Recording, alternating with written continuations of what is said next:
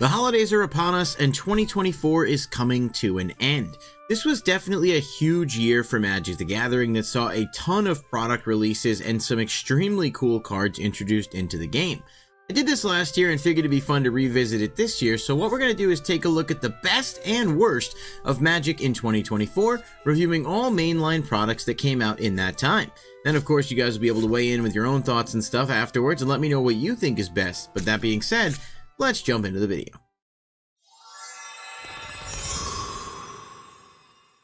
There were a lot of sets released in 2024, 9 in total, and that's just the baseline product. That's not taking into consideration the different types of boosters like Draft and Collector, and then the Play booster that started, of course, in February with Murders at Carlo Manor. We also had Commander decks, which I'm not going to be counting in this video, but may come up in a future video in the coming weeks. Overall, it was a lot of product released, and you could definitely see why some people had product fatigue with the amount of things to keep up with. I've said it before, as a content creator, I do enjoy when there's a lot of product because it means I always have things to talk about. But as a player and someone who actively enjoys the game, I admit it can be a little bit challenging to keep up with everything, especially if you're someone who invests in or at least wants to be part of all sets and products. Now for this video today, we're going to start off by taking a look at some of the worst before going into some of the best. It's sort of going to be ranking them, but I'm not going to give it an official ranking number, rather just going through and talking about some of the highs and the lows, and then at the end I'll tell you guys what I think the best overall product was for this year. So if you guys are ready, let's get into it. Grab some eggnog or another holiday beverage you might enjoy. Be sure to hit that like button and subscribe to the channel, and click the bell icon if you want to be notified when new videos are posted, and let's start breaking it down. Truth be told, I don't know how we start this list off with anything other than Murders at Carlo Manor. While I appreciate the effort that was put into making a set that was somewhat unique and played into the fun murder mystery style, I think as a whole the set was really underwhelming both from a gameplay and draft perspective and from a value perspective, which when you can't hit on either of those is definitely not a good sign.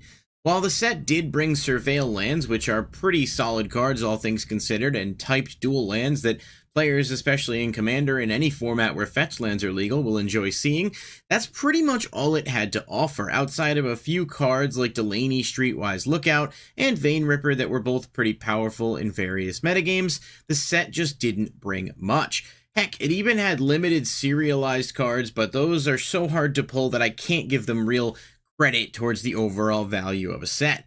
The set was at the lowest about $80 for a Play Booster box and currently sits at around $105, which is well below any value anywhere else on this list, and even collector boosters are about $140 for the cheapest, $175 for what they are now.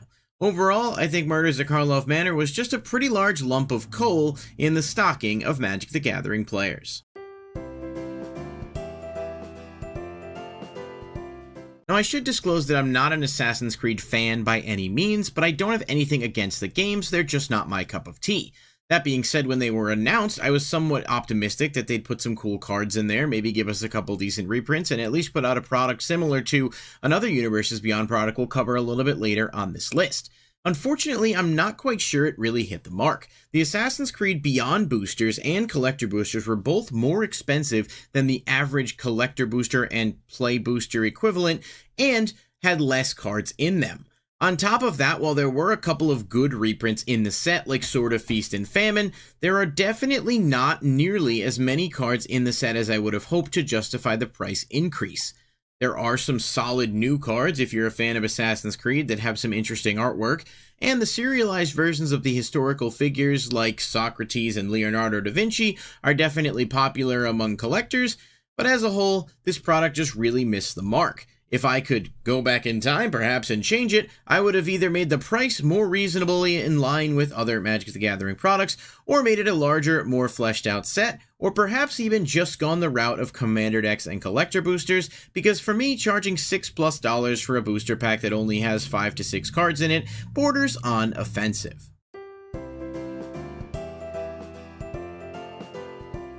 Outlaws at Junction falls here on my list, not because it's a terrible product, but because as a whole, it's fairly underwhelming. While it did include a couple of cards in its main set like Bristly Bill's Spine Sower, that's definitely strong both in Standard and Commander and anywhere else you can kind of make it work, the majority of the set's value and overall playability, I think, came from the subsets within. We had two in this set. There was the Big Score, which was a standard legal subset originally intended to be its own product, but later changed because of how poorly received March of the Machine Aftermath was.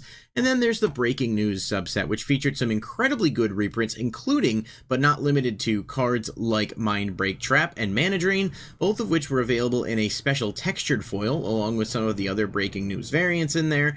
And the Big Score did bring some cards like Simulacrum Synthesizer, and even Sword of Wealth and Power that are very good cards across various formats.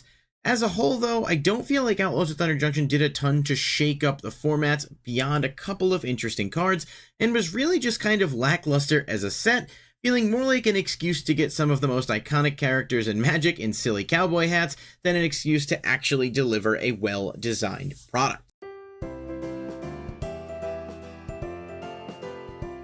Ravnica Remastered for me is a little bit more conflicting. While I really want to like the product and do admit that there are some pretty good reprints in it, it's hard to justify it overall because of its price point. It was marketed as a premium set, which, similar to the other remastered sets, means it's going to cost a little bit more than your standard play, draft, whatever type of booster, and same for collectors. Now, Ravnica Remastered did have some pretty good selling points, and we covered it in depth on the channel in the past, but it reprinted all 10 Shocklands, which is great. Those are extremely good cards pretty much anywhere they are legal in Magic, and having them more readily accessible is never a bad thing, especially because they don't often stay cheap for long. In addition, it reprinted cards like Cyclonic Rift, which seems to be impervious to reprints because every single time it gets one, it goes up in price. Big selling point for people outside of that for Ravnica Remastered, except for a couple of, $10 to $12 reprints, was realistically the serialized cards. There were a lot of them in this set. You could get all of the Shocklands in serialized, you could get Cyclonic Rift in serialized, but they are of course not easy to pull, and there's a big value discrepancy between the top-end cards you can pull and basically everything else. If you bought a box or even some packs of Ravnica Remastered and didn't hit on a Shockland or Cyclonic Rift, you were pretty much struggling to actually make your value back. And while I understand that buying singles is the approach, when judging it as a set as a whole, it just didn't feel like it offered as much to the consumer as it could have. It feels like this was absolutely a set where you chase after the singles, and while some of the reprints were decent, if you look at the prices of a lot of them now, there's not that much of a difference from where they were before the set actually came out, with the majority of the Shocklands and some of the other chase cards already starting to go back up in price less than a year after this set's release. Now we start to make the sort of unofficial transition from worst into best, and Duskborn is a set that I think really hit a lot of marks. Now, if you're saying, why do you have it at this point on the list? Like I said, these are more loosely interpreted, especially at this point in the video where a lot of things could be rearranged and argued, but it's just that the sets that we're going to talk about after this, I just think are so well done in so many ways that I had to obviously pick a place to put them, so that's how it ended up. Now, Duskborn was extremely hyped. It had, horror design. It came out right around Halloween. It was the perfect timing. But what I really liked about the set more than anything else was sort of what felt like anyway, effort that went into it, and the card cycles that came out of it. I don't really know how to describe it. What I'm talking about, of course, is the Overlords. I think the Overlords are definitely the MVPs of this set. Of course, there were 5 of them, but each Overlord was for a different color and could be both an enchantment and a creature, and of course had pretty strong effects, with I think Overlord of the Hauntwoods being the strongest one, maybe just because of its ramping ability to give you lands, but I think that could definitely be argued. Now, in addition to bringing some powerful mythics like these, we also got cards like Abhorrent Oculus, which is another really strong mythic, and Valgavoth Terror Eater, which, is not only a badass design and was really cool within the story, but is also a really powerful and kind of annoying card to have to play against. So there was a lot of power, especially in the mythic slot in Duskborn, and that's just some of the cards. I didn't even cover all of them. But what really kind of put this one higher up for me as well was the incredibly cool and, really nice Japanese showcase art style. There were quite a lot of them. These are 2 of my favorites, but they had a fracture foil and a regular. The fracture foils, of course, locked behind the collector boosters, so they were very, very hard to pull. But even the regular Japanese showcase ones, which were only in collector boosters, did appear a little bit more often and just kind of made it feel a little bit more worthwhile if you invested your money into opening some of this product. as a whole. I think Duskborn's draft format was awesome. I think Duskborn added a ton to the standard metagame, but also had a lot of power pieces that could be played elsewhere, and just is what you really want a set to be in terms of hitting all the marks and having a little something for everybody, while also having some badass artwork and some good chase value on top of it.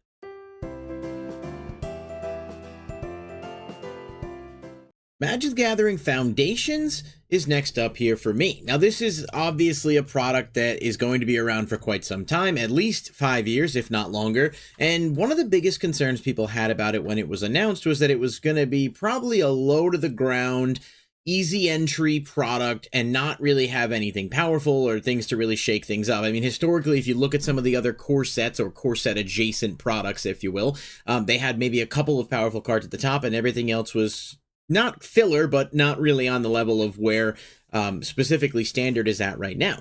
So I was pleasantly surprised when Foundations actually introduced a ton of really good cards in addition to some reprints.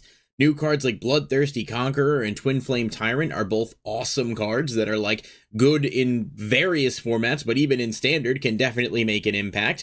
Not to mention some reprints like Doubling Season and Llanowar Elves, both not only in Standard, but with special Japanese showcase art. They brought that back from Duskborn, and those are, obviously huge chase cards for people. So it sort of had that appeal to everyone with, new cards that are going to be centralized as part of the game for a while going forward. But nothing was, in my opinion, game-breaking necessarily. I mean, obviously they can always adjust as needed, but I think they really hit the nail on the head with releasing a product that has good reprints, good new cards, and some stuff that's generic enough. Plus, it did have the starter collection and the beginner's box to help new players. It didn't have any commander decks with it either, so it was just very much focused on being its own product, but also being sort of the cornerstone for the Standard format and beyond for the next 5 years. I think Foundations just really was a good, solid product that had a good amount of value and will likely do well for itself over time, especially if the rumors of the collector boosters not being reprinted, when the print run ends, are true. I have no confirmation on that, but obviously the fractured foil versions of things like Doubling Season, Llanowar Elves, what have you, will do very well over time if they're not going to be consistently reprinted in those frames. Now, if you had asked me at the beginning of this year where Fallout was going to end on my yearly ranking list, I definitely would not have had it this high up. However, this set really surprised me, and I think surprised a lot of people in general.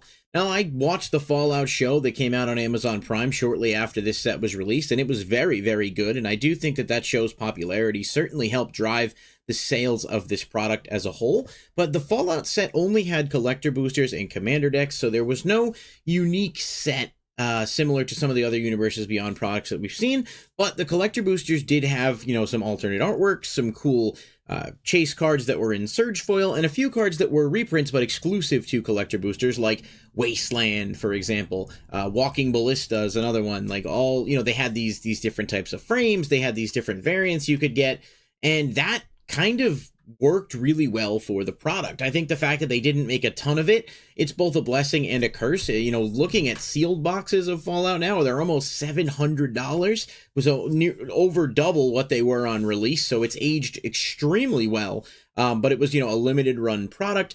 It did have some good cards that were new as well. Cards like Nuka-Cola Vending Machine, really good. And all of the bobbleheads, pretty good cards too, and most of these are really only pertinent to Commander, but still, to have a set that brings out some new fun cards with some good reprints, if you're someone who doesn't mind the artwork, I know that's a big deal breaker for some people, so I get that, but I mean, Fallout really was the in my opinion anyway, the ideal example of how to do a Universes Beyond product, not oversaturating with like an epilogue booster that we needed to buy a bunch of packs for. You had collectors and you had precons, and you could buy the precons, and they were pretty playable out of the box, but the collector booster as a whole offered a lot of appeal, and you had the Surge foils. So just it was, in my personal opinion, the right way to do Universes Beyond, and obviously we'll have to see how the products look as new ones come out this next year, like Final Fantasy, and maybe they'll do that right, even though it's going to be a full set.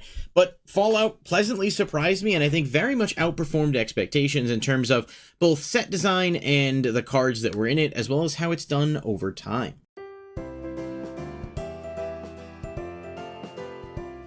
Bloomo is probably my favorite set of the year. And while it's not what I think is the best set of the year, it was extremely well received by the majority of the player base, and I think for good reason.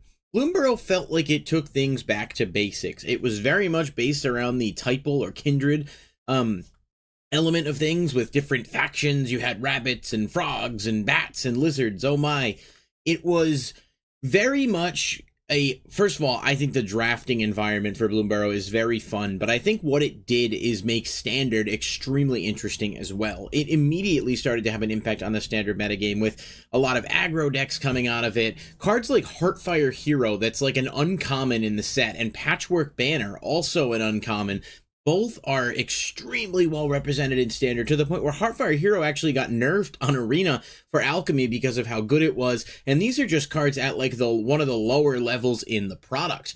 There were also cards like Innkeeper's Talent and Three Tree City in the set, which are obviously higher up, but Innkeeper is basically like a pseudo doubling season slash Orinclex, the doubling one, obviously different, but generally kind of inspired by those types of effects. And, Three Tree City acting as a not quite as good, in my opinion, except in a few circumstances, Nykthos. But, I mean, overall, just a lot of really fun cards. And it just had a really exciting design. It was fun. It was basic. It wasn't trying to do too much. It wasn't trying to promote anything else. It was just, it's self-contained plain. And I highly recommend anyone that hasn't had a chance to play like a limited Bloomo, like a draft or even a sealed, to do so. But the set outside of that also brought us raised foils with cards like Balin, the Haymaker, and Miss Bumbleflower, which was, of course, a part of the Commander expansion. But the raised foils, they look so good, and while they're really hard to pull, they still added a chase factor to the set so that, people would be ripping open products still, which in turn makes things cheaper for the player base. Obviously, the raised foils are just, in my opinion, some of the nicest, premium specialty treatments we got this year. And Bloomo was just fun. It was fun Magic the Gathering, and it had a lot to offer, and still will going forward, I think, because a lot of these cards are still very prevalent, not to mention reprints that it had as well. But overall, just a fantastically designed product from start to finish, and easily the best main standard set of the year. But I think, it gives everything a good run for its money, and it's just a set that everyone should have a chance to experience. And for the best set of the year, I don't know how we give it to anything other than Modern Horizons 3. Now, my first couple Modern Horizons sets had a significant power creep for the modern format, and I'm not really taking the power creep portion of it into consideration here, simply because A, I think the set does a lot for everything, not just modern, obviously, but B, from what I've seen, I think the power creep kind of is, for the most part anyway. Obviously certain things get hit, certain cards have already been banned out of this set, but I think the power creep is sort of a thing in modern that kind of balances itself out more often than not. Obviously that's not always the case. Certainly looking at some of the elementals that have been banned from past iterations, but Modern Horizons 3, for the casual player anyway, was something a lot of people were super hyped about, because not only did it bring a lot of really good new cards, it brought some amazing reprints. We got the Fetchlands finally reprinted, the Allied Fetchlands, after what felt like so many years, unless you count that brief stint in Zendikar Rising, but they were only box toppers and they were not easy to pull. And here we finally had accessible, inexpensive versions of some of the most expensive but most played cards across all of Magic the Gathering. We also got the Medallion reprints, finally. They had been in Commander Masters, then they got reprinted one more time here. They were also now Modern Legal, which kind of shook things up a lot. And that just was a great point of emphasis for the product. But in terms of not just reprints, we got new cards. We got new Eldrazi. There was a new Ulamog, which was just awesome. There was also a lot of other new cards that had impacts across the board, like Rawl Monsoon Mage, for example. Making Ruby Storm in Modern a very viable strategy. But Modern Horizons 3 the draft experience was extremely fun. The value element of the set was there. You could definitely pull a lot of good value out of collector boosters and even play boosters. And there are so many cards in that set that are well played and well represented across multiple formats. And I don't see how you can give a better product than that, especially because it was, it's a premium product, so it did cost a little bit more. But unlike Ravnica Remastered, it almost felt warranted, right? Like, if you take out the cost of cardboard and the fact that, you know, you can disagree with the business practices of charging more for something that costs the same to make. I'm not going to get into that ethics debate in this video, but if we just look at saying, hey, we want you to pay $7 and change a pack instead of $5, are you giving us enough incentive to want to do that? And I do think Modern Horizons 3 did, just from a comparison to other premium products. And it was just a good product all around. And I think the hype was warranted. I think there's still, you know, a ton of things in Modern Horizons 3 that are going to age well over time. And I just think in terms of the products that came out this year, this one was kind of a home run for the players. With, you know, like I said, I get it. For Modern, it may have been a bit more iffy because of the power creep. But specific, you know, for Commander, for other formats, people who just play more casually, and even for some Modern players who I've talked to, this set was just awesome. And it had a great limited. It just, there's not, I think Modern Horizons 3 was the best set of the year by far. And I really can't say enough good things about it. Just a great product from top to bottom. And I hope we get more products like that. I hope if they are going to charge more for premium sets, that they do put the time and effort and design into it like they did with Modern Horizons 3, because I think that was good for us. That's going to do it for this video. Best and worst of 2024. Really like to know what you guys think. Maybe your own personal rankings. You disagree. I know some people are going to disagree with some of my takes on this. I'm expecting that. But some discourse in the comments and a little back and forth could be fun. So let me know in the comment section down below what you think. And if you are watching this close to the holidays, I wish you all a wonderful holiday. Whatever it is you celebrate. Thank you guys so much for supporting the channel and watching the videos. And here's to a big 2025 for Magic the Gathering. Peace.